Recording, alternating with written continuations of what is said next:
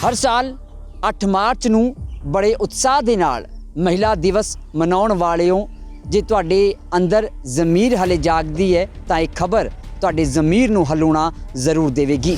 93 ਦੇ ਵਿੱਚ ਰਿਸ਼ਤਾ ਭੇਜਿਆ ਮੇਰੇ ਲਈ ਕਿ ਕਿਹਨੇ ਰਿਸ਼ਤਾ ਕਿਹਨੇ ਭੇਜਿਆ? ਸਿਮਰਜੀਤ ਸਿੰਘ ਬੈਂਸ ਦੇ ਘਰੋਂ ਰਿਸ਼ਤਾ ਆਇਆ ਸੀ ਮੇਰੇ ਲਈ। ਮੈਂ ਰੋਂਦੀ ਰਹੀ ਪਰ ਇਹਨੇ ਮੇਰੇ ਜ਼ਬਰਦਸਤੀ ਕੱਪੜੇ ਉਤਾਰੇ ਤੇ ਮੈंने ਉੱਥੇ ਗਲਤ ਕੰਮ ਕੀਤਾ ਇਹਨੇ। ਬੜੀ ਦੇਰ ਤੋਂ ਇਹ ਇੰਟੈਂਸ਼ਨ ਸੀ, ਮੈਨੂੰ ਕਹਿੰਦਾ ਕਿ ਬੜੀ ਦੇਰ ਤੋਂ ਮੈਂ ਕੋਸ਼ਿਸ਼ ਕਰ ਰਿਹਾ ਸੀ, ਅੱਜ ਮੈਨੂੰ ਇਹ ਮੌਕਾ ਮਿਲਿਆ।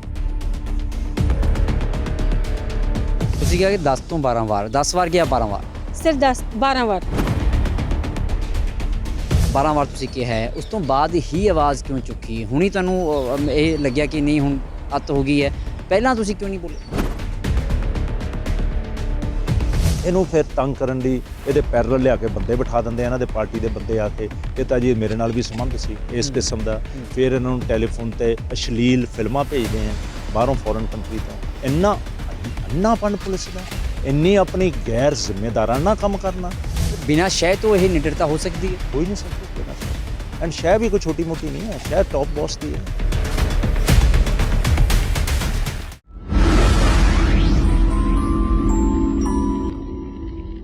ਹਰ ਸਾਲ 8 ਮਾਰਚ ਨੂੰ ਬੜੇ ਉਤਸ਼ਾਹ ਦੇ ਨਾਲ ਮਹਿਲਾ ਦਿਵਸ ਮਨਾਉਣ ਵਾਲਿਓ ਜੇ ਤੁਹਾਡੇ ਅੰਦਰ ਜ਼ਮੀਰ ਹਲੇ ਜਾਗਦੀ ਹੈ ਤਾਂ ਇਹ ਖਬਰ ਤੁਹਾਡੇ ਜ਼ਮੀਰ ਨੂੰ ਹਲਾਉਣਾ ਜ਼ਰੂਰ ਦੇਵੇਗੀ। ਦ ਖਬਰਸਾਰ ਚੈਨਲ ਦੇਖ ਰਹੇ ਸਾਰੇ ਹੀ ਦਰਸ਼ਕਾਂ ਦਾ ਸਵਾਗਤ ਹੈ। ਮੈਂ ਹਾਂ ਤੁਹਾਡੇ ਨਾਲ ਠਾਕੁਰ ਅਮਨਦੀਪ ਸਿੰਘ।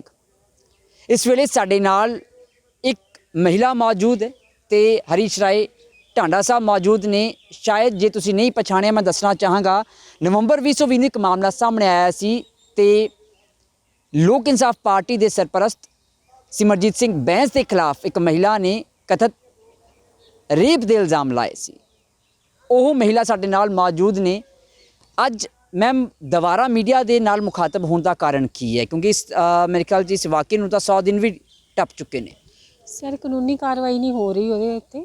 ਸਿਮਰਜੀਤ ਸਿੰਘ ਬੈਂਸ ਦੇ ਅਗੇਂਸਟ 16 ਤਰੀਕ ਨੂੰ ਮੈਂ 16 ਨਵੰਬਰ ਦੀ ਦਿੱਤੀ ਹੋਈ ਹੈ ਦਰਖਾਸਤ 2020 ਦੀ, ਪਰ ਹਜੇ ਤੱਕ ਉਹਦੀ ਕਾਰਵਾਈ ਨਹੀਂ ਹੋ ਰਹੀ। ਇਹ ਕਾਰਵਾਈ ਕਰਵਾਉਣ ਦੇ ਲਈ ਹੀ ਮੈਂ ਤੁਹਾਡੇ ਕੋਲ ਆਈ ਹਾਂ।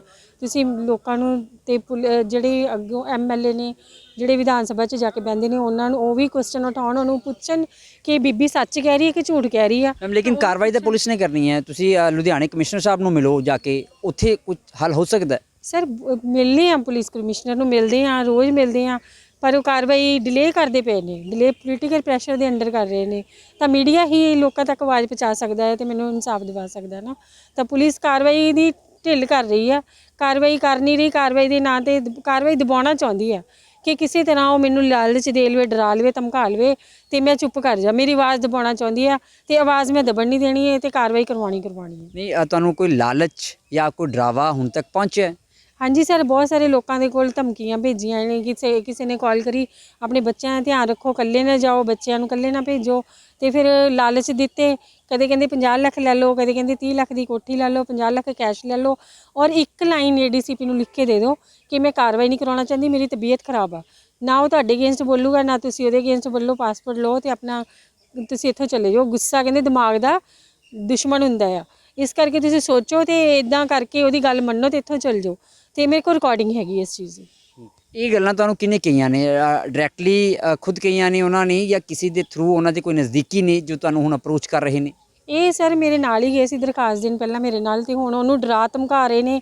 ਕਹਿੰਦੇ ਚਾਹੇ ਆਪਣੀ ਘਰ ਵਾਲੀ ਨੂੰ ਲੈ ਕੇ ਜਾ, ਇਹਦੇ ਪੈਰ ਫੜ, ਜੋ ਮਰਜ਼ੀ ਕਰ, ਇਹਨੂੰ ਮਨਾ, ਨਹੀਂ ਤਾਂ ਤੇਰੀ ਵੀ ਸਿਹਤ ਲਈ ਖਤਰਾ ਆ, ਇਹਨੂੰ ਕਿਸੇ ਤਰ੍ਹਾਂ ਮਨਾ।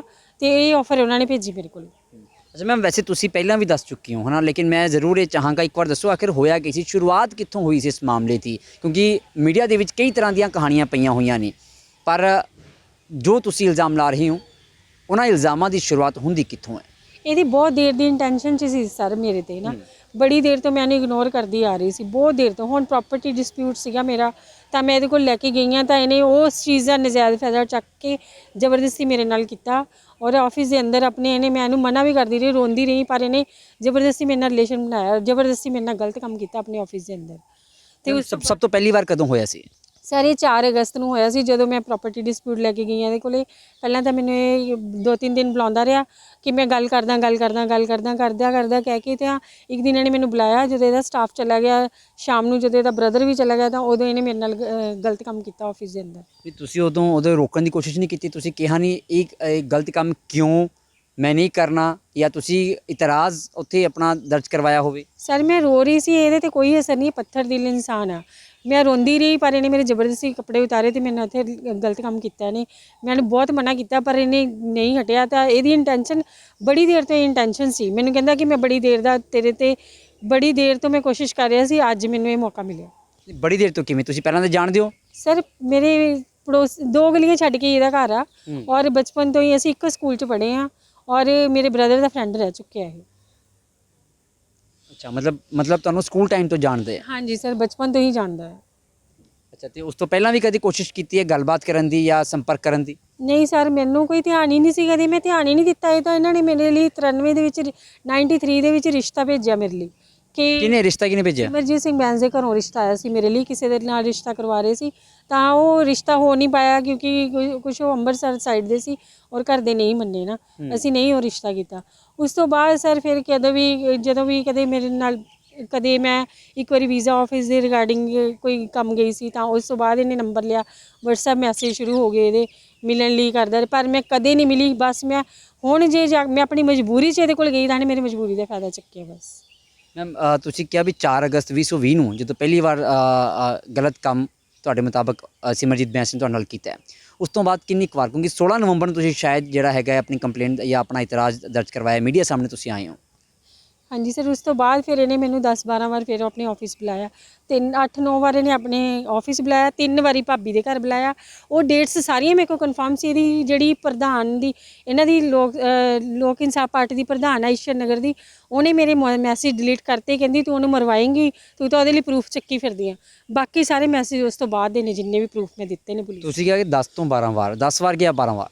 ਸਰ 10-12 ਵਾਰ, 9 ਵਾਰੀ ਇਹਨੇ ਆਫਿਸ ਬੁਲਾਇਆ, 3 ਵਾਰੀ ਇਹ ਭਾਬੀ ਦੇ ਘਰ ਬੁਲਾਇਆ। ਓਕੇ, ਮਤਲਬ ਕਿ 12 ਵਾਰ। ਤੇ ਸਰ ਇੰਨਾ ਡਿਲੇ ਕਿਉਂ? ਮਤਲਬ ਕਿ ਇਹਨਾਂ ਨੇ ਕਿਹਾ ਵੀ ਪੁਲਿਸ ਕੋਲ ਵੀ ਗਏ, ਕਮਿਸ਼ਨਰ ਸਾਹਿਬ ਕੋਲ ਗਏ ਹੈ, ਤੇ ਚਲੋ ਇੱਕ ਪਾਸੇ ਲਾ ਦਿਓ, ਜੇ ਇਹ ਗਲਤ ਨੇ ਇਹਨਾਂ ਨੂੰ ਸਜ਼ਾ ਦੇ ਦਿਓ, ਜੇ ਇਹਨਾਂ ਦੇ ਇਲਜ਼ਾਮਾਂ ਦੇ ਵਿੱਚ ਕਿਤੇ ਸੱਚਾਈ ਹੈ ਤਾਂ ਇਨਵੈਸਟੀਗੇਟ ਕਰਨਾ ਚਾਹੀਦਾ। ਡੁੱਬੀ ਤਾਂ ਜੇ ਸਾਹ ਨਾ ਆਇਆ, ਹੂੰ ਆਹੀ ਸਵਾਲ ਹੈ। ਸਵਾਲ ਇਹ ਹੈ ਕਿ ਕਾਨੂੰਨ ਦੀ ਘਾਣ ਕਿਉਂ ਕੀਤਾ ਜਾ ਰਿਹਾ ਹੈ? ਜਿਹੜਾ ਪ੍ਰਮਾਣਿਤ ਕਾਨੂੰਨ ਹੈ ਇਸ ਦੇਸ਼ ਦਾ, ਜਿਹੜਾ ਸੁਪਰੀਮ ਕੋਰਟ ਨੇ ਆਦੇਸ਼ ਦਿੱਤੇ ਹੋਏ ਹੈ ਕਿ ਜੇ ਇਸ ਕਿਸਮ ਦੇ ਕੇਸ 'ਚ ਕੋਈ ਕੰਪਲੇਂਟ ਆਉਂਦੀ ਹੈ ਤਾਂ ਇੱਕਦਮ ਵਿਦਆਊਟ ਡਿਲੇ FIR ਹੋਣੀ ਚਾਹੀਦੀ ਹੈ। ਕਦੇ FIR ਤੋਂ ਪਹਿਲਾਂ ਤੁਸੀਂ ਇਹ ਨਹੀਂ ਦੇਖਣਾ ਕਿ ਸ਼ਿਕਾਇਤ ਦੇ ਵਿੱਚ ਸੱਚਾਈ ਹੈ ਜਾਂ ਝੂਠ ਹੈ, ਇਹ ਨਹੀਂ ਦੇਖਣਾ। ਤੇ FIR ਦੇ ਬਾਅਦ ਹੀ ਤੁਸੀਂ ਘੋਖਣਾ ਹੈ ਕਿ ਇਹਦੇ ਫੈਕਟਸ ਕੀ ਹੈ, ਕਿ ਮੁਲਜ਼ਮ ਦੇ ਹੱਕ ਦਾ ਕੋਈ ਆਂਦਾ ਹੈ ਉਹ ਲੈ ਕੇ ਆਓ, ਮੁਦਈ ਦੇ ਹੱਕ ਦਾ ਆਂਦਾ ਉਹ ਲੈ ਕੇ ਆਓ, ਫਿਰ ਆਪਣੀ ਫਾਈਨਲ ਰਿਪੋਰਟ ਦਿਓ। ਪਰ ਜਦ ਤੁਸੀਂ ਆਪਣਾ ਸਾਰਾ ਸਿਸਟਮ ਹੈ ਜਿਹੜਾ ਵਿਧੀ 'ਚ ਲਿਖਿਆ ਹੋਇਆ ਹੈ, ਜਿਹੜਾ CRPC 'ਚ ਲਿਖਿਆ ਹੈ, ਉਹਨੂੰ ਮਾਰ ਦਿਓਗੇ, ਜਿਹੜਾ ਅਦਾਲਤਾਂ ਨੇ ਹੁਕਮ ਕੀਤਾ ਉਹਨੂੰ ਮਾਰ ਦਿਓਗੇ। ਮੈਂ ਤਾਂ ਕਮਿਸ਼ਨਰ ਪੁਲਿਸ ਲੁਧਿਆਣੇ ਨੂੰ RTI ਲਾ ਕੇ ਵੀ ਪੁੱਛਿਆ, ਉੱਦਾਂ ਵੀ ਪੁੱਛਿਆ, ਤੇ ਇੱਕ FIR ਦੀ ਕਾਪੀ ਦਿੱਤੀ ਕਿ ਤੁਸੀਂ ਇੱਕ ਲਿਵ ਇਨ ਰਿਲੇਸ਼ਨਸ਼ਿਪ ਦੀ FIR ਤਾਂ ਤੁਸੀਂ 1 ਮਿੰਟ 'ਚ ਕਰ ਦਿੱਤੀ, ਤੇ ਤੁਸੀਂ ਕਿੰਨੀਆਂ FIR ਅੱਗੇ ਕੀਤੀਆਂ ਰੇਪ ਦੀਆਂ, ਜਿਹਦੇ 'ਚ ਇਸ ਤਰ੍ਹਾਂ ਤੁਸੀਂ ਮਹੀਨੋਂ ਬਾਅਦ ਮਹੀਨੇ ਇਨਕੁਆਇਰੀ ਕਰਦੇ ਹੋ। ਇਹ ਰੇਪ ਕੇਸ ਤਾਂ ਸਪੌਂਟੇਨੀਅਸ ਹੋਣੀ ਚਾਹੀਦੀ ਹੈ, ਕ੍ਰਾਈਮ ਸੀਨ ਸੇਵ ਕਰਨਾ ਚਾਹੀਦਾ ਹੈ, ਸਾਇੰਟੀਫਿਕ ਇਨਵੈਸਟੀਗੇਸ਼ਨ ਹੋਣ 'ਚ ਲਿਆਉਣੀ ਚਾਹੀਦੀ ਹੈ। ਇਹਨਾਂ ਨੇ ਤਾਂ 4 ਮਹੀਨੇ ਦੇ ਵਿੱਚ ਜਿੰਨਾ ਐਵੀਡੈਂਸ ਸੀ ਉਹਨੂੰ ਡਿਸਟਰੋਏ ਹੋਣ ਦਿੱਤਾ, ਹੈਲਪ ਕੀਤੀ ਹੈ ਮੁਲਜ਼ਮਾਂ ਦੀ। ਤੇ ਤੁਸੀਂ ਹਲੇ ਵੀ ਮੁਲਜ਼ਮਾਂ ਨੂੰ ਖੁੱਲ੍ਹੇ ਛੱਡਿਆ ਹੈ ਕਿ ਉਹਨੂੰ ਡਰਾਉਣ, ਇਹਨੂੰ ਧਮਕਾਉਣ, ਇਹਨੂੰ ਪੈਸੇ ਆਫਰ ਕਰਨ। ਇਹ ਤਾਂ ਅੱਤ ਦੀ ਸੀ, ਨਹੀਂ ਤਾਂ ਇਹਨੂੰ ਤੋੜਨ ਲਈ ਤਾਂ ਕੋਈ ਕਸਰ ਨਹੀਂ ਛੱਡੀ। ਇਹ ਮੈਨੂੰ ਤਾਂ ਇਹ ਵੀ ਹੈਰਾਨੀ ਹੁੰਦੀ ਹੈ ਕਿ ਇਹ ਇੰਨੀ ਹਿੰਮਤ ਕਿੱਥੋਂ ਲੈ ਆਈ। ਨਹੀਂ ਤਾਂ ਦੇਖੋ ਹਰ ਆਦਮੀ ਟੁੱਟ ਜਾਂਦਾ ਕਿਤੇ ਨਾ ਕਿਤੇ। ਇਹਨੂੰ ਫਿਰ ਤੰਗ ਕਰਨ ਲਈ ਇਹਦੇ ਪੈਰਲ ਲਿਆ ਕੇ ਬੰਦੇ ਬਿਠਾ ਦਿੰਦੇ ਆ, ਇਹਨਾਂ ਦੇ ਪਾਰਟੀ ਦੇ ਬੰਦੇ ਆ ਕੇ, ਇਹ ਤਾਂ ਜੀ ਮੇਰੇ ਨਾਲ ਵੀ ਸੰਬੰਧ ਸੀ ਇਸ ਕਿਸਮ ਦਾ। ਫਿਰ ਇਹਨਾਂ ਨੂੰ ਟੈਲੀਫੋਨ ਤੇ ਅਸ਼ਲੀਲ ਫਿਲਮਾਂ ਭੇਜਦੇ ਆ ਬਾਹਰੋਂ, ਫੋਰਨ ਕੰਟਰੀ ਤੋਂ। ਤੇ ਲਿਮਿਟ ਹੈ। ਇੰਨਾ ਦਰਿੰਦਾਪਨ ਪੁਲਿਸ ਦਾ, ਇੰਨਾ ਅੰਨਾਪਨ ਪੁਲਿਸ ਦਾ, ਇੰਨੀ ਆਪਣੀ ਗੈਰ ਜ਼ਿੰਮੇਦਾਰਾਨਾ ਕੰਮ ਕਰਨਾ। ਆਖਰ IPS ਆਫੀਸਰਸ ਦੀ ਕਨਸਟੀਟਿਊਸ਼ਨਲ ਓਬਲੀਗੇਸ਼ਨ ਹੈ, ਜ਼ਰੂਰੀ ਥੋੜਾ ਪੋਲੀਟੀਸ਼ੀਅਨ ਦੇ ਥੱਲੇ ਲੱਗ ਕੇ ਸਭ ਕੁਝ ਕਰੀ ਜਾਣਾ ਹੈ। ਉਹਨਾਂ ਨੂੰ ਕਿਤੇ ਨਾ ਕਿਤੇ ਆਪਣੀ ਜ਼ਿੰਮੇਵਾਰੀ ਸਮਝਣੀ ਪੈਂਦੀ ਹੈ। ਜਿਹੜਾ ਸਥਾਪਿਤ ਕਾਨੂੰਨ ਹੈ ਸੁਪਰੀਮ ਕੋਰਟ ਦਾ, ਉਹਦੀ ਪਾਲਣਾ ਕਰਨੀ ਪੈਂਦੀ ਹੈ। ਇਹ ਆਖਰ ਅਦਾਲਤ 'ਚ ਜਾਊਗਾ ਤਾਂ ਕਿਤੇ ਨਾ ਕਿਤੇ ਇਹਨਾਂ ਨੂੰ ਫਟਕਾਰ ਪਊਗੀ, ਇਹਨਾਂ ਦੇ ਉੱਤੇ ਕੈਰੀਅਰਸ ਦੇ ਉੱਤੇ ਧੱਬੇ ਲੱਗਣਗੇ। ਇਹਨੂੰ ਅਹਿਸਾਸ ਹੀ ਨਹੀਂ ਹੈ। ਮੈਂ ਤਾਂ ਹੈਰਾਨ ਇੰਨੀ ਜ਼ਿਆਦਾ ਨਿਡਰਤਾ ਮੈਂ ਨਾ ਜ਼ਿੰਦਗੀ 'ਚ ਨਹੀਂ ਸੋਚ ਸਕਦਾ ਕਿ ਕਦੇ ਹੋ ਸਕਦੀ। ਬਿਨਾਂ ਸ਼ੈ ਤੋਂ ਇਹ ਨਿਡਰਤਾ ਹੋ ਸਕਦੀ ਹੈ? ਹੋ ਹੀ ਨਹੀਂ ਸਕਦੀ ਬਿਨਾਂ ਸ਼ੈ ਤੋਂ। ਐਂਡ ਸ਼ੈ ਵੀ ਕੋਈ ਛੋਟੀ ਮੋਟੀ ਨਹੀਂ ਹੈ, ਸ਼ੈ ਟੌਪ ਬੌਸ ਦੀ ਹੈ। ਕੋਈ ਹੋਰ ਸ਼ੈ ਨਹੀਂ ਰੋਕ ਸਕਦੀ, ਕੋਈ ਨਹੀਂ। ਟੌਪ ਬੌਸ ਮਤਲਬ ਚੀਫ ਐਗਜ਼ੈਕਟਿਵ, ਮੁੱਖ ਮੰਤਰੀ ਪੰਜਾਬ, ਹੋਰ ਕੁਝ ਨਹੀਂ ਹੋ ਸਕਦਾ। ਜਾਂ ਮੁੱਖ ਮੰਤਰੀ ਜੀ ਦੇ ਨੋਟਿਸ 'ਚ ਨਹੀਂ ਹੈ, ਜਾਂ ਮੁੱਖ ਮੰਤਰੀ ਜੀ ਦਾ ਮੂਰਖ ਬਣਾਇਆ ਹੋਇਆ, ਉਹਨਾਂ ਨੂੰ ਦੱਸਿਆ ਹੋਇਆ ਕਿ ਝੂਠੀ ਸ਼ਿਕਾਇਤ ਹੈ, ਉਹਨਾਂ ਨੂੰ ਇਹ ਕਾਨੂੰਨ ਵਾਲੀ ਗੱਲ ਹੀ ਨਹੀਂ ਦੱਸੀ ਹੋਈ। ਮੈਂ ਤਾਂ ਸਮਝਦਾ ਮੁੱਖ ਮੰਤਰੀ ਜੀ ਨੂੰ ਇਸ ਕੇਸ ਨੂੰ ਸੀਰੀਅਸਲੀ ਲੈ ਕੇ ਉਹਨਾਂ ਨੂੰ ਐਡਵੋਕੇਟ ਜਨਰਲ ਦੀ ਰਾਏ ਲੈਣੀ ਚਾਹੀਦੀ ਹੈ ਕਿ ਦੱਸੋ ਕੀ ਹੋਣਾ ਚਾਹੀਦਾ। ਇਹ ਇੰਨਾ ਜ਼ਿਆਦਾ, ਦੇਖੋ ਇਹ ਇੱਕ ਦਿਨ ਨਾ ਇਹ ਇਤਿਹਾਸ 'ਚ ਕਾਲੇ ਪੰਨਿਆਂ 'ਚ ਲਿਖਿਆ ਜਾਊਗਾ ਕਿ ਪੰਜਾਬ ਦੇ ਵਿੱਚ ਆਹ ਕੁਝ ਹੋਇਆ। ਮਤਲਬ ਤੁਸੀਂ ਇੱਕ ਇਹ ਸਮਝ ਲਓ ਕਿ ਜੇ ਇੱਕ ਕਾਨੂੰਨ ਦਾ ਰਾਸਤਾ ਬੰਦ ਕਰਨ ਲਈ ਤੁਸੀਂ ਲੋਹੇ ਦੀ ਕੰਧ ਕਰਦੇ ਹੋ ਕਿ ਤੂੰ ਕਾਨੂੰਨ ਦਾ ਸਹਾਰਾ ਹੀ ਨਹੀਂ ਲੈ ਸਕਦਾ ਕੋਈ। ਮਤਲਬ ਥਾਣੇ ਦਾ ਜੇ ਇੱਕ ਮਰਡਰ ਹੋ ਜਾਵੇ, SHO ਕੋਲ ਜਾਵੇ, ਉਹ ਮੈਂ ਤੇਰੀ FIR ਹੀ ਨਹੀਂ ਲਿਖਦਾ, ਕੀ ਕਰੂਗਾ ਬੰਦਾ? ਸਿਮਿਲਰ ਥਿੰਗ ਹੈ, ਇਹ ਮਰਡਰ ਤੋਂ ਵੀ ਕਰਾਉਣਾ ਹੈ। ਇਹ ਇਨਸਾਨ ਦੇ ਸਰੀਰਕ ਘਾਵ ਨਹੀਂ, ਮਾਨਸਿਕ ਘਾਵ ਵੀ ਲਾਉਂਦਾ ਹੈ। ਉਸ ਤੁਸੀਂ ਅੰਦਾਜ਼ਾ ਨਹੀਂ ਲਾ ਸਕਦੇ। ਰੇਪ ਵਿਕਟਿਮਸ ਹੈ ਜਿਹੜੀਆਂ, ਪੂਰੀ ਲਾਈਫ ਲੌਂਗ ਉਹਨਾਂ ਦੇ ਇੰਪੈਕਟ ਰਹਿੰਦਾ ਹੈ, ਲਾਈਫ ਲੌਂਗ। ਐਂਡ ਤੁਸੀਂ ਉਹਨੂੰ ਬਾਹਰ ਬਿਠਾਤਾ ਆਪਣੇ ਦਫ਼ਤਰ ਦੇ, 1 ਮਹੀਨੇ ਦੀ ਬਾਹਰ ਬੈਠੀ ਹੈ, 1 ਮਹੀਨੇ ਦੀ ਨੀਚੇ ਦਰੀ ਤੇ ਤੱਪੜ ਵਿਛਾ ਕੇ ਬੈਠਦੀ ਹੈ ਰੋਜ਼ ਵਿਚਾਰੀ, ਧਰਨਾ ਦੇ ਕੇ ਬੈਠੀ ਹੈ। ਇਹਦੀ ਡਿਟਰਮੀਨੇਸ਼ਨ ਦੇਖੋ ਇਸ ਲੇਡੀ ਦੀ। ਮੈਂ ਤਾਂ ਇਟਸ ਬੜੀ ਦੁਖਦਾਈ ਹੈ। ਤੇ 115 MLA ਨੂੰ ਕੀ ਹੋ ਗਿਆ? ਮੈਂ ਤਾਂ ਉਹਨਾਂ ਤੇ ਹੈਰਾਨ ਹੈ। ਸੈਸ਼ਨ ਹੈ, ਇਹਨੇ ਕੋਈ ਨਹੀਂ ਬਖਸ਼ਿਆ ਜਿਹਦੇ ਤੇ ਇਹ ਜਾਤ ਦੇ ਖਿਲਾਫ ਨਾ ਬੋਲਿਆ ਹੋਵੇ, ਕਿਸੇ ਬੰਦੇ ਨੂੰ ਨਹੀਂ ਬਖਸ਼ਿਆ। ਕੈਪਟਨ ਸਾਹਿਬ ਹੁਣ ਕਹਿਣ ਲੱਗਾ, ਅੱਗੇ ਕੈਪਟਨ ਸਾਹਿਬ ਨੂੰ ਬੜੇ ਪੁੱਠੇ ਸ਼ਬਦ ਬੋਲਦਾ ਸੀ ਐਂਡ ਪੁਲਿਸ ਨੂੰ ਦੱਲੇ ਕਹਿੰਦਾ ਸੀ, ਹੁਣ ਲੁਧਿਆਣੇ ਕਮਿਸ਼ਨਰ ਸਾਹਿਬ ਕਹਿਣ ਲੱਗ ਗਿਆ। ਇਹ ਕੁਰਸੀ ਤੋਂ ਉੱਠ ਕੇ ਗਾਲਾਂ ਕੱਢਦੇ ਸੀ ਸਾਰਿਆਂ ਨੂੰ। ਅੱਜ 2 ਕੁਰਸੀਆਂ ਤੇ ਬੈਠੇ ਨੇ ਆਰਾਮ ਨਾਲ, ਉੱਠੇ ਨਹੀਂ ਇਹ ਬੰਦੇ ਦੋਨੇ। ਰੋਜ਼ ਲਾਈਵ ਹੋ ਕੇ ਗੱਲਾਂ ਕਰਦਾ ਸੀ, ਅੱਜ ਲਾਈਵ ਕਿਉਂ ਨਹੀਂ ਕਰਦਾ? ਤੇ ਦੇਖੋ, ਇਹ ਜੇ ਤੁਸੀਂ ਐਡੀ ਸ਼ਹਿ ਦੇ ਦਿਓਗੇ ਕਿ ਇੱਕ MLA ਦੇ ਖਿਲਾਫ ਕੇਸ ਨਹੀਂ ਰਜਿਸਟਰ ਹੋ ਸਕਦਾ, ਮਾਈ ਗॉड। ਸਰ ਸ਼ਹਿ ਦੇਣ ਦਾ ਕਾਰਨ ਕੀ ਹੈ? ਕਿ ਉਹ ਤਾਂ ਜਿਵੇਂ ਤੁਸੀਂ ਖੁਦ ਕਿਹਾ ਵੀ ਉਹ ਤਾਂ ਉਹਨਾਂ ਦੇ ਸਭ ਦੇ ਅਗੇਂਸਟ ਬੋਲਦੇ ਨੇ, ਫਿਰ ਵੀ ਸ਼ਹਿ ਕਿਉਂ ਦਿੱਤੀ ਜਾ ਰਹੀ ਹੈ? ਇਹ ਸਟੂਪਿਡਿਟੀ ਹੈ ਗਵਰਨਮੈਂਟ ਦੀ। ਕੋਈ ਸਿਆਣਾ ਸ਼ਾਸਕ ਇਹ ਕੰਮ ਨਾ ਕਰਦਾ। ਆ ਜਾਣਗੇ ਕਾਂਗਰਸ 'ਚ ਵੜ ਜਾਣਗੇ, 2 ਸੀਟਾਂ ਕਾਂਗਰਸ ਜਿੱਤ ਜੂਗੀ। ਜੇ 2 ਨਾ ਵੀ ਜਿੱਤੂ ਤਾਂ ਕੀ ਹੋ ਜਾਊ?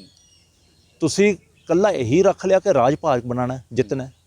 ਕੱਲਾ ਤੁਸੀਂ ਨੈਤਿਕ ਜ਼ਿੰਮੇਵਾਰੀ ਨਹੀਂ ਸਮਝਦੇ ਕਿ ਤੁਹਾਡੀ ਇਹ ਰਾਜਾ ਹੁੰਦਾ। ਰਾਜਾ ਪ੍ਰਜਾ ਦੇ ਪ੍ਰਤੀ ਉਹਦੀ ਜ਼ਿੰਮੇਵਾਰੀ ਹੈ ਕਿ ਕੋਈ ਭੁੱਖਾ ਨਾ ਸੋਵੇ, ਕਿਸੇ ਨਾਲ ਧੱਕਾ ਨਾ ਹੋਵੇ, ਕਿਸੇ ਨੂੰ ਬੇਇਨਸਾਫੀ ਨਾ ਹੋਵੇ, ਹਰੇਕ ਨੂੰ ਆਪਣਾ ਲੋੜੀਂਦਾ ਹੱਕ ਮਿਲੇ। ਇਹ ਜ਼ਿੰਮੇਵਾਰੀ ਹੈ। ਇਸੇ ਲਈ ਆਖਰ ਲੋਕੀ ਤੁਹਾਨੂੰ ਚੁਣਦੇ ਆ ਨਾ। ਤੁਸੀਂ ਚੁਣ ਕੇ ਤੁਹਾਨੂੰ ਉਸ ਗੱਦੀ ਤੇ ਕਿਉਂ ਬਿਠਾਉਂਦੇ ਆ? ਤੁਸੀਂ ਜਦ ਜਨਤਾ ਕੋਲ ਜਾਂਦੇ ਹੋ, ਤੁਸੀਂ ਕਹਿੰਦੇ ਹੋ ਅਸੀਂ ਤੁਹਾਡੀਆਂ ਰੇਖਾ ਬਣਾਵਾਂਗੇ, ਤੁਹਾਡੇ ਭਵਿੱਖ ਦੀ। ਹਾਂ, ਆਹ ਬਣਾ ਰਹੇ ਹੋ ਰੇਖਾ ਸਾਡੇ ਭਵਿੱਖ ਦੀ। ਤੁਸੀਂ ਇਹ ਕਿਸਮ ਦਾ ਇੱਕ ਪ੍ਰੈਸੀਡੈਂਟ ਪੈਦਾ ਕਰ ਰਹੇ ਹੋ ਕਿ MLA ਜੋ ਮਰਜ਼ੀ ਕਰ ਦੇਵੇ, ਜਿਹਨੂੰ ਮਰਜ਼ੀ ਵੱਢ ਦੇਵੇ, ਟੁੱਕ ਦੇਵੇ, ਜਬਰ ਜਨਾਹ ਕਰ ਲਵੇ, ਤਾਂ ਉੱਤੇ ਕੇਸ ਨਹੀਂ ਹੋ ਸਕਦਾ। ਕਿਸ ਕਿਸਮ ਦੇ ਤੁਸੀਂ ਪ੍ਰੀਤਾਂ ਪਾ ਰਹੇ ਹੋ? ਇਹ ਬੜੇ ਡੇਂਜਰਸ ਟ੍ਰੈਂਡਸ ਪੈਦਾ ਕਰ ਰਹੇ ਹੋ, ਵੈਰੀ ਡੇਂਜਰਸ ਟ੍ਰੈਂਡਸ। ਇਹ ਪਤਾ ਨਹੀਂ, ਆਈ ਡੂ ਨਾਟ ਨੋ। ਮੈਂ ਕੈਪਟਨ ਸਾਹਿਬ ਤੇ ਕਦੇ ਸੋਚ ਨਹੀਂ ਸੀ ਸਕਦਾ ਕਿ ਇੰਨੇ ਇਨਸੈਂਸਿਟਿਵ ਹੋਣਗੇ। ਨਹੀਂ, ਜਿਵੇਂ ਤੁਸੀਂ ਖੁਦ ਕਿਹਾ ਵੀ ਹੋ ਸਕਦਾ ਕੈਪਟਨ ਸਾਹਿਬ ਤੱਕ ਜਾਂ ਤਾਂ ਗਲਤ ਇਨਫੋਰਮੇਸ਼ਨ ਪਹੁੰਚੀ ਹੋਵੇ ਜਾਂ ਮਾਮਲੇ ਦਾ ਨਾ ਪਤਾ ਹੋਵੇ। ਕੋਈ ਕਾਂਗਰਸ ਵਿੱਚ ਹੇਠਲੇ ਪੱਧਰ ਤੇ ਵੀ ਕੋਈ ਸ਼ੈ ਮਿਲ ਰਹੀ ਹੈ? ਦੇਖੋ, ਅਸੀਂ ਗੁੱਸੇ 'ਚ ਕੈਪਟਨ ਸਾਹਿਬ ਦੇ ਉਲਟ ਵੀ ਨਾਰੇ ਲਾ ਦਿੰਦੇ ਹਾਂ। ਸੱਚਾਈ ਦੱਸਦਾ ਮੈਂ ਤੁਹਾਨੂੰ, ਮੈਂ ਕੱਲ੍ਹ ਲਾ ਕੇ ਆਇਆ। ਕਿਉਂਕਿ ਇਹਨੇ ਚੀਫ ਮਿਨਿਸਟਰ ਨੂੰ ਚਿੱਠੀ ਭੇਜਤੀ। ਚੀਫ ਮਿਨਿਸਟਰ ਨੇ ਪਤਾ ਨਹੀਂ ਪੜ੍ਹੀ ਕਿ ਨਹੀਂ ਪੜ੍ਹੀ, ਉਹਦੇ ਦਫ਼ਤਰ ਨੇ ਲਿਖ ਕੇ ਭੇਜਤਾ ਇਹਨੂੰ, ਯੋਰ complaint number 10 Saint to the commissioner for action as per law. ਇਹਨਾਂ DGP ਨੂੰ ਭੇਜੀ, ਉਹਦੀ ਆ ਗਈ। DGP ਨੂੰ ਮੈਂ ਦੱਸ ਕੇ ਆਇਆ ਇਨ ਪਰਸਨ। DGP ਸਾਹਿਬ ਨੂੰ ਮੈਂ ਕਹੂੰਗਾ ਉਹ ਨਿੱਜੀ ਤੌਰ ਤੇ ਗੁਨਾਹਗਾਰ ਹੈ। ਮੈਂ ਉਹਨਾਂ ਨੂੰ ਪਰਸਨਲ ਮਿਲ ਕੇ ਦੱਸ ਕੇ ਆਇਆ। ਉਹਨਾਂ ਦੀ ਜ਼ਿੰਮੇਵਾਰੀ ਬਣਦੀ ਸੀ ਫਾਈਲ ਮੰਗਾ ਕੇ ਆਪ ਪੜ੍ਹਨ, ਇਹਨੂੰ ਬੁਲਾਉਂਦੇ, ਇਹਨੂੰ ਪੁੱਛਦੇ, ਤੇ ਜੋ ਵੀ ਇਹਨਾਂ ਨੂੰ ਉਹਨਾਂ ਦੀ ਫੀਲਿੰਗ ਹੁੰਦੀ ਰਾਈਟ ਰੋਂਗ, ਉਹ ਜਾ ਕੇ ਮੁੱਖ ਮੰਤਰੀ ਸਾਹਿਬ ਨੂੰ ਦੱਸ ਕੇ ਆਉਂਦੇ ਕਿ ਜੀ ਆਹ ਹਾਲਾਤ ਹੈ, MLA ਦੇ ਅਗੇਂਸਟ ਸ਼ਿਕਾਇਤ ਹੈ, ਇਹਦੇ ਤੇ ਐਕਸ਼ਨ ਲੈਣਾ ਚਾਹੀਦਾ ਹੈ। ਐਂਡ ਜੇ ਉਹ ਆਪ ਫੈਸਲਾ ਨਹੀਂ ਕਰ ਸਕਦੇ, ਅੱਬਲ ਤੁਹਾਨੂੰ ਆਪ ਫੈਸਲਾ ਕਰਨਾ ਚਾਹੀਦਾ। ਮੈਂ ਇਹ ਕਹਿ ਕੇ ਆਇਆ ਮੈਂ DGP ਸਾਹਿਬ ਨੂੰ, ਮੈਂ ਕਿਹਾ ਸਰ ਤੁਹਾਡੇ ਖਿਲਾਫ ਮੈਂ ਆ ਕੇ ਲੜੂੰਗਾ, ਮੈਂ ਤੁਹਾਨੂੰ ਲਾਂਭਾ ਦੇਣਾ ਹੈ ਕਿ ਹੋਇਆ ਨਹੀਂ।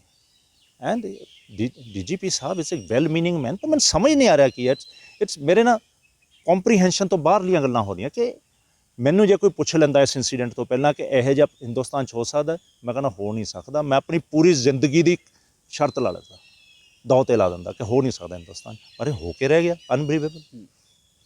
ਸਰ ਤੁਸੀਂ ਇੱਕ ਐਗਜ਼ਾਮਪਲ ਦਿੱਤੀ ਹੁਣੇ ਵੀ 2 ਦਿਨ ਪਹਿਲਾਂ ਕਿਸੇ ਐਸਐਚਓ ਸਾਹਿਬ ਤੇ ਪਰਚਾ ਹੋਇਆ ਹੈ, ਉਹ ਕਾਰਨ ਕੀ ਹੈ ਪਰਚਾ ਹੋਣ ਦਾ? ਇੱਕ ਐਸਐਚਓ ਅਨੰਦਪੁਰ ਸਾਹਿਬ ਦੇ ਕੋਲ ਇੱਕ ਮਾਈਨਰ ਦਾ ਰੇਪ ਹੋਇਆ, ਉਹਦੀ ਕੰਪਲੇਂਟ ਗਈ, ਉਹਨੇ ਐਫਆਈਆਰ ਨਹੀਂ ਲਿਖੀ। ਦੇਅਰ ਆਫਟਰ 1 ਹਫ਼ਤੇ ਦੇ ਬਾਅਦ ਡੀਐਸਪੀ ਨੇ ਇਨਕੁਆਇਰੀ ਕਰਕੇ ਐਫਆਈਆਰ ਕੀਤੀ। 1 ਹਫ਼ਤੇ ਬਾਅਦ ਫਿਰ ਇੱਕ ਵਕੀਲ ਸਾਹਿਬ ਨੇ ਉੱਥੇ ਦਿਆਂ ਨੇ ਇੱਕ ਰਿਟਨ ਕੰਪਲੇਂਟ ਕੀਤੀ ਮੈਜਿਸਟ੍ਰੇਟ ਨੂੰ ਕਿ ਜਿਹੜਾ ਐਸਐਚਓ ਨੇ ਪਰਚਾ ਨਹੀਂ ਕੀਤਾ, ਨੇ ਕੁਤਾਹੀ ਕੀਤੀ ਹੈ, ਕਿਉਂਕਿ ਜਿਹੜੀ ਅਮੈਂਡਡ ਸੀਆਰਪੀਸੀ 166 ਸੈਕਸ਼ਨ 'ਚ ਪ੍ਰੋਵਾਈਡਡ ਹੈ ਕਿ ਜਿਹੜਾ ਔਰਤਾਂ ਦੇ ਨਾਲ ਕੇਸ 'ਚ ਜੇ ਕੋਈ ਐਫਆਈਆਰ ਨਹੀਂ ਕਰਦਾ ਤਾਂ ਉਹਨੂੰ 6 ਮਹੀਨੇ ਤੋਂ 2 ਸਾਲ ਦੀ ਸਜ਼ਾ ਹੈ। ਕੋਰਟ ਨੇ ਆਦੇਸ਼ ਦੇ ਕੇ ਐਸਐਚਓ ਤੇ ਪਰਚਾ ਰਜਿਸਟਰ ਕਰਾਇਆ। ਇਹ ਦੇਖੋ ਇੰਨਾ ਸਟਰੋਂਗ ਲਾਅ ਦੇ ਬਾਵਜੂਦ ਇਹ ਡਰਦੇ ਨਹੀਂ। ਮੈਂ ਕਮਿਸ਼ਨਰ ਸਾਹਿਬ ਨੂੰ ਮੈਸੇਜ ਭੇਜਿਆ ਕਿ ਆਹ ਆਰਡਰ ਹੋਇਆ ਤੇ ਗੋਲ ਪੋਸਟ ਤੁਹਾਡੇ ਲਈ ਵੀ ਸੇਮ ਹੈ, ਫਿਰ ਉਹ ਨੀਲੇ ਠਿੱਕ ਹੋ ਜਾਂਦੇ ਆ ਉਹਦਾ ਅਸਰ। ਮੇਰਾ ਅਗਲਾ ਸਵਾਲ ਇਹੀ ਸੀ, ਕਿਉਂਕਿ ਜੇ ਕੰਪਲੇਂਟ ਹੁਣ ਕਮਿਸ਼ਨਰ ਸਾਹਿਬ ਕੋਲ ਗਈ ਹੋਈ ਹੈ, ਉੱਥੇ ਹਫਤੇ ਦੀ ਦੇਰੀ ਕੀਤੀ ਸੀ ਐਸਐਚਓ ਸਾਹਿਬ ਨੇ, ਤੇ ਇੱਥੇ ਤਾਂ ਮੇਰੇ ਖਿਆਲ 100 ਦਿਨ ਟੱਪ ਚੁੱਕੇ ਨੇ। 100 ਦਿਨ ਟੱਪ ਚੁੱਕੇ ਆ, ਤੁਸੀਂ ਅੰਦਾਜ਼ਾ ਲਗਾ ਲਓ। ਇਹ ਦੇਖੋ ਇਹਦੇ ਕੌਨਸੀਕੁਐਂਸਿਸ ਇਹਨਾਂ ਨੂੰ ਫੇਸ ਕਰਨੇ ਪੈਣੇ ਆ, ਸਭ ਫੇਸ ਕਰਨਗੇ, ਇਹ ਬਚਣਗੇ ਨਹੀਂ। ਮੈਂ ਕਹਿ ਕੇ ਆਇਆ ਸੀ ਡਿਪਟੀ ਕਮਿਸ਼ਨਰ ਨੂੰ, ਮੈਂ ਕਿਹਾ ਕਮਿਸ਼ਨਰ ਸਾਹਿਬ ਮੇਰਾ ਲਾਈਫ ਦਾ ਐਕਸਪੀਰੀਅੰਸ ਹੈ ਕਿ ਪੁਲਿਸ ਗੈਰ ਕਾਨੂੰਨੀ ਕੰਮ ਬੇਬਾਕੀ ਨਾਲ ਕਰਦੀ ਹੈ, ਅਕਸਰ ਕਰਦੀ ਹੈ, ਤੇ ਜਦ ਫਿਰ ਕਾਨੂੰਨ ਘੇਰਾ ਪਾਉਂਦਾ ਹੈ ਫਿਰ ਇਹ ਪੈਰਾਂ 'ਚ ਬੈਠ ਕੇ ਗਿੜਗੜਾਉਂਦੇ ਆ। ਤੁਸੀਂ ਵੀ ਗਿੜਗੜਾਣਾ ਹੈ ਇੱਕ ਦਿਨ, ਪਰ ਤੁਸੀਂ ਬਚਣਾ ਨਹੀਂ। ਮੈਂ ਤੁਹਾਨੂੰ ਇਹ ਦੱਸਦੀ ਗੱਲ, ਮੈਂ ਕਹਿ ਕੇ ਆਇਆ। ਉਹਦੇ ਬਾਵਜੂਦ ਦੇਖੋ ਇਹ ਕਹੇ ਇਹਨੂੰ ਮੇਰੇ ਨੂੰ ਐਟਲੀਸਟ 15-20 ਦਿਨ ਹੋ ਗਏ, ਉਹਦੇ ਬਾਅਦ ਫਿਰ ਇਨਕੁਆਇਰੀ ਕਰ ਰਹੇ ਆ। ਇਹਨੂੰ ਕਹਿੰਦੇ ਸੀ ਉਸ ਦਿਨ, ਮੈਂ ਕਿਹਾ ਤੁਸੀਂ ਡੇਟਾ ਕਿਉਂ ਨਹੀਂ ਇਹਦਾ ਰਿਟਰੀਵ ਕੀਤਾ? ਕਹਿੰਦਾ ਮੈਂ ਕਿੱਥੋਂ ਕਰਨਾ ਸੀ। ਮੈਂ ਕਿਹਾ ਇਹਦੇ ਸੈੱਟ 'ਚੋਂ। ਕਹਿੰਦੇ ਕੋਈ ਨਹੀਂ ਜੀ ਉਹ ਕਰ ਲੈਂਦੇ ਆ। ਉਦੋਂ ਇਹਨੂੰ ਬਿਆਨ ਲਈ ਬੁਲਾਇਆ, ਇਹਨੂੰ ਕਹਿੰਦੇ ਸੈੱਟ, ਇਹ ਕਹਿੰਦੀ ਮੇਰੇ ਕੋਲ ਹੈਗਾ ਜੀ ਲਓ। ਕਹਿੰਦੇ ਤੁਹਾਨੂੰ ਨਾ ਨੋਟਿਸ ਭੇਜ ਕੇ ਸੈੱਟ ਲਵਾਂਗੇ। ਇਹ 15 ਦਿਨ ਦੀ ਨੋਟਿਸ ਉਡੀਕੀ ਜਾਂਦੀ, ਮੈਨੂੰ ਨੋਟਿਸ ਆਊਗਾ ਤਾਂ ਮੈਂ ਸੈੱਟ ਦੇ ਕੇ ਆਵਾਂ। ਅੱਜ ਲੈਂਦੇ ਆ ਸੈੱਟ, ਕੱਢਣਾ ਹੀ ਨਹੀਂ ਚਾਹੁੰਦੇ ਐਵੀਡੈਂਸ। ਇਹ ਤਾਂ ਮੈਨੂੰ ਇਹ ਵੀ ਸ਼ੱਕ ਹੈ ਜੇ ਟੈਲੀਫੋਨ ਦੇ ਆਊਗੀ ਉਹਦੇ 'ਚ ਤੇਜ਼ਾਬ ਪਾ ਕੇ ਖਤਮ ਕਰ ਦੇਣਗੇ, ਕਹਿਣਗੇ ਡੈਡ ਹੈ। ਜੇ ਰਾਖੀ ਕਰਨ ਵਾਲਾ ਜਿਹੜਾ ਤੁਹਾਡੀ ਜਾਨ ਦੀ ਰਾਖੀ ਕਰਨ ਦਾ ਜਿਹਦੇ ਤੇ ਜ਼ਿੰਮੇਵਾਰੀ ਹੈ, ਜੇ ਤੁਹਾਡਾ ਕਾਤਲ ਬਣ ਜਾਵੇ ਕੀ ਫਿਰ ਕੀ ਕਰ ਸਕਦੇ? ਬਿਲਕੁਲ ਬੜਾ ਵੱਡਾ ਸਵਾਲ ਹੈ ਮੈਮ। ਇੱਕ ਸਵਾਲ ਇਹ ਵੀ ਉੱਠਦਾ ਹੈ ਕਿ ਤੁਸੀਂ ਜਦੋਂ 10-12 ਵਾਰ ਤੁਸੀਂ ਕਿਹਾ ਹੈ, ਉਸ ਤੋਂ ਬਾਅਦ ਹੀ ਆਵਾਜ਼ ਕਿਉਂ ਚੁੱਕੀ? ਹੁਣੀ ਤੁਹਾਨੂੰ ਇਹ ਲੱਗਿਆ ਕਿ ਨਹੀਂ ਹੁਣ ਅੱਤ ਹੋ ਗਈ ਹੈ, ਪਹਿਲਾਂ ਤੁਸੀਂ ਕਿਉਂ ਨਹੀਂ ਬੋਲੇ? ਸਰ ਜਦੋਂ ਮੈਨੂੰ ਇਹ ਜਦੋਂ ਬੁਲਾਉਂਦਾ ਸੀ, ਮੈਂ ਉਦੋਂ ਹੀ ਜਿਨ੍ਹਾਂ ਨੇ ਦਰਖਾਸਤ ਦਿੱਤੀ ਉਹਨਾਂ ਦੇ ਘਰ ਜਾਂਦੀ ਸੀ ਕਿ ਮੈਨੂੰ ਜਲੀਲ ਕਰਦੇ ਆ, ਮੈਨੂੰ ਪੈਸੇ ਦਿਵਾਓ। ਤਾਂ ਉਹ 4-5 ਵਾਰੀ ਮੈਂ ਉਹਨਾਂ ਘਰ ਗਈ ਤਾਂ ਉਹਨਾਂ ਨੂੰ ਲੱਗਿਆ ਕਿ ਮੈਨੂੰ ਡੀਲਰ ਭੇਜਦਾ ਸ਼ਾਇਦ, ਕਿ ਮੈਂ ਉਹਨਾਂ ਦੇ ਅਗੇਂਸਟ ਉਹਨਾਂ ਦੇ ਅਗੇਂਸਟ ਕੁਝ ਕਰਾਉਣਾ। ਪਰ ਜਦੋਂ 5ਵੀਂ ਵਾਰੀ ਮੈਂ ਗਈ ਤਾਂ ਉਹਦੀ ਵਾਈਫ ਨੂੰ ਮੇਰੇ ਤੇ ਤਰਸ ਆਇਆ, ਕਹਿੰਦੀ ਉੱਪਰ ਆ ਜਾਓ।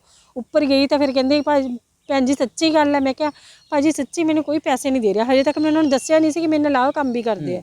ਮੈਂ ਕਿਹਾ ਮੈਨੂੰ ਪੈਸੇ ਨਹੀਂ ਮਿਲਦੇ ਪਏ, ਤੇ ਕਹਿੰਦੇ ਕੋਈ ਗੱਲ ਨਹੀਂ ਅਸੀਂ ਦਰਖਾਸਤ ਦੇ ਦਿੰਦੇ ਹਾਂ। ਦਰਖਾਸਤ ਲਿਖ ਕੇ ਉਹਨਾਂ ਨੇ ਅੰਕਿਤ ਬਾਂਸਲ ਤੋਂ ਸੀਐਮ ਨੂੰ ਭੇਜੀ, ਸੀਐਮ ਤੋਂ ਮਾਰਕ ਹੋ ਕੇ ਆਈ ਤਾਂ ਪੈਸੇ ਮਿਲੇ।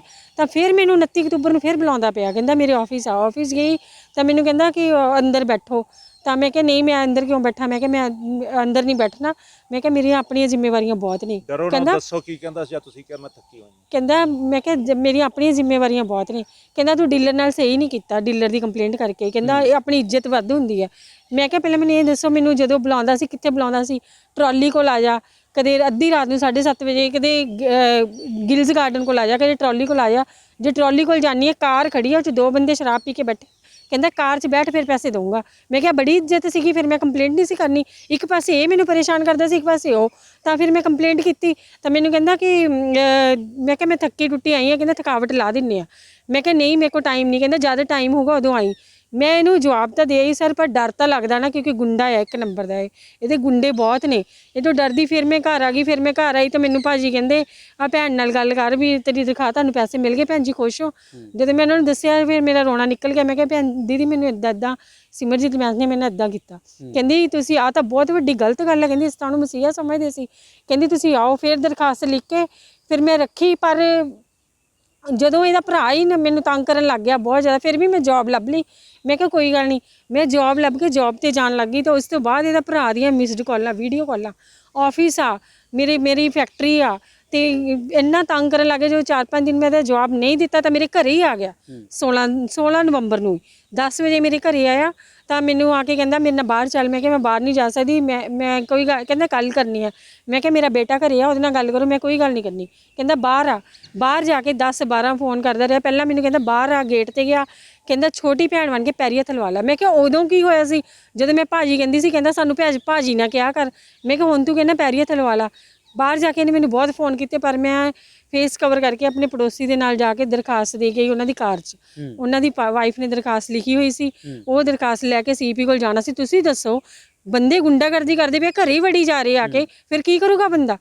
ਲੋਕਤੰਤਰ ਹੈ ਕਿੱਥੇ ਆ? ਕਿਤੇ ਵੀ ਨਹੀਂ। ਮੇਰਾ ਸਵਾਲ ਉਹੀ ਸੀ ਵੀ ਤੁਸੀਂ ਪਹਿਲੀ ਵਾਰ ਕਿਉਂ ਨਹੀਂ ਇਹ ਕੰਪਲੇਂਟ ਦੇਣ ਦੀ ਸੋਚੀ, 12 ਵਾਰ ਇੰਤਜ਼ਾਰ ਕਿਉਂ ਕੀਤਾ? ਮੈਂ ਤੁਹਾਨੂੰ ਕਹੀ ਜਾਨੀ ਆ, ਮੈਂ ਕੰਪਲੇਂਟ ਲਈ ਕਹਿੰਦੀ ਸੀ। ਪੁਲਿਸ ਕੰਪਲੇਂਟ ਸੁਣਦੀ ਹੈ, ਐਮਐਲਏ ਦੀ ਸੁਣੂਗੀ ਕੰਪਲੇਂਟ? ਉਹ ਤਾਂ ਮੈਨੂੰ ਉਹ ਭਾਜੀ ਨੇ ਮੈਂ ਕਹਿੰਦੀ ਰਹੀ 5ਵੀਂ ਵਾਰ ਜਾ ਕੇ ਉਹਨਾਂ ਨੇ ਕੰਪਲੇਂਟ ਲਿਖਾਈ, ਤਾਂ ਮੈਨੂੰ ਪੁਲਿਸ ਤੋਂ ਪੈਸੇ ਮਿਲੇ, ਤਾਂ ਮੈਨੂੰ ਜਵਾਬ ਦੇ ਕੇ ਆਈ ਇਹਦੇ ਆਫਿਸ। ਪਰ ਉਹ ਵੀ ਮੈਂ ਡਰਦੀ ਸੀ, ਮੇਰੇ ਘਰੇ ਵੀ ਆ ਗਿਆ ਇਹਦਾ ਭਰਾ। ਤੁਸੀਂ ਖੁਦ ਹੀ ਦੇਖੋ ਨਾ ਜਰਾ ਕਿ ਕਿੰਨੇ ਗੁੰਡਾਗਰਦੀ ਵਾਲੇ ਬੰਦੇ ਨੇ। ਮਹੱਲੇ 'ਚ ਜਾ ਕੇ ਪੁੱਛੋ ਕਿੰਨੀ ਗੁੰਡਾਗਰਦੀ ਹੈ ਇਹਨਾਂ ਦੀ। ਕਿਉਂਕਿ ਸਵਾਲ ਬਹੁਤ ਵੱਡੇ ਨੇ, ਹਾਲਾਂਕਿ ਜਿਵੇਂ ਢਾਂਡਾ ਸਾਹਿਬ ਨੇ ਵੀ ਕਿਹਾ ਹੈ ਤੇ ਮੈਡਮ ਨੇ ਵੀ ਕਿਹਾ ਹੈ, ਤੇ ਇੱਕ ਗੱਲ ਅਸੀਂ ਵੀ ਕਹਿਣਾ ਚਾਹਾਂਗੇ, ਅਸੀਂ ਇਹ ਨਹੀਂ ਕਹਿੰਦੇ ਕਿ ਮੈਡਮ 100% ਦੀ ਸੱਚ ਕਹਿ ਰਹੇ ਨੇ ਜਾਂ ਫਿਰ ਬੈਂਸ ਜੋ ਨੇ ਉਹ 100% ਦੀ ਗਲਤ ਨੇ, ਪਰ ਕਾਨੂੰਨ ਨੂੰ ਆਪਣਾ ਕੰਮ ਇੱਥੇ ਕਰਨਾ ਜ਼ਰੂਰ ਚਾਹੀਦਾ ਹੈ। ਕਿਉਂਕਿ ਜੇਕਰ ਕੰਪਲੇਂਟ ਆਈ ਹੈ ਉਸ ਨੂੰ ਜ਼ਰੂਰ ਰਜਿਸਟਰ ਕਰਕੇ, ਜਿਵੇਂ ਢਾਂਡਾ ਸਾਹਿਬ ਨੇ ਵੀ ਕਿਹਾ ਹੈ, ਜੋ ਕਾਨੂੰਨੀ ਕਾਰਵਾਈ ਬਣਦੀ ਹੈ ਇਨਵੈਸਟੀਗੇਟ ਕਰੋ। ਜੇ ਤਾਂ ਇਹਨਾਂ ਦੇ ਇਲਜ਼ਾਮਾਂ ਦੇ ਵਿੱਚ ਸੱਚਾਈ ਹੈ ਤਾਂ ਇਹਨਾਂ ਨੂੰ ਇਨਸਾਫ ਦਿੱਤਾ ਜਾਵੇ, ਜੇ ਇਹ ਝੂਠ ਬੋਲ ਰਹੇ ਨੇ ਤਾਂ ਇਹਨਾਂ ਨੂੰ ਬਣਦੀ ਸਜ਼ਾ ਵੀ ਦਿੱਤੀ ਜਾਵੇ, ਪਰ ਕੁਛ ਨਾ ਕੁਛ ਕਾਰਵਾਈ ਤਾਂ ਹੋਵੇ। ਹੁਣ ਜਿਹੜੇ ਕਾਨੂੰਨ ਦੇ ਰਖਵਾਲੇ ਨੇ ਕੁਝ ਪੁਲਿਸ ਵਾਲੇ, ਉਹ ਹੱਥ ਤੇ ਹੱਥ ਧਰ ਕੇ ਸੋਈ ਬੈਠੇ ਨੇ ਕਿ ਅਸੀਂ ਇਹ ਸਹੀ ਪਿਰਤ ਪਾ ਰਹੇ ਹਾਂ। ਅੱਜ ਦਾ ਬਗਾਨੇ ਦੇ ਘਰ ਨੂੰ ਅੱਗ ਲੱਗੀ ਹੈ, ਜੇ ਰੱਬ ਨਾ ਕਰੇ ਕਿਸੇ ਦਿਨ ਤੁਹਾਡੇ ਘਰ ਨੂੰ ਅੱਗ ਲੱਗੇ, ਫਿਰ ਤੁਸੀਂ ਕਿੱਥੇ ਭੱਜੋਗੇ? ਕੈਮਰਾ ਪਰਸਨ ਮਨੋਜ ਦੇ ਨਾਲ ਠਾਕੁਰ, ਅਮਨਦੀਪ ਸਿੰਘ, ਦ ਖਬਰਸਾਰ, ਚੰਡੀਗੜ੍ਹ।